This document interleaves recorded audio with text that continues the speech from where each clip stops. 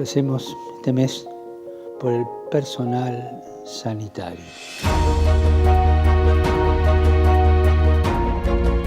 La pandemia nos ha mostrado la entrega, la generosidad del personal sanitario, voluntarios, trabajadores y trabajadoras de la salud, sacerdotes, religiosos, religiosas.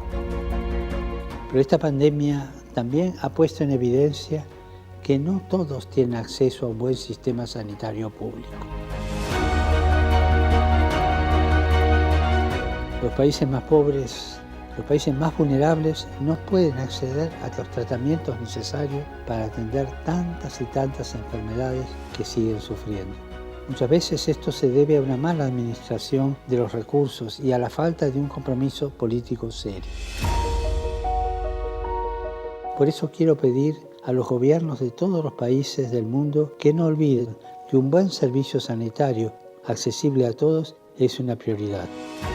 Pero también quiero recordar que el servicio sanitario no es solo una organización, sino están los hombres y mujeres que dedican su vida a cuidar de la salud del otro y que han dado durante esta pandemia la vida por ayudar a recuperarse a tantos enfermos.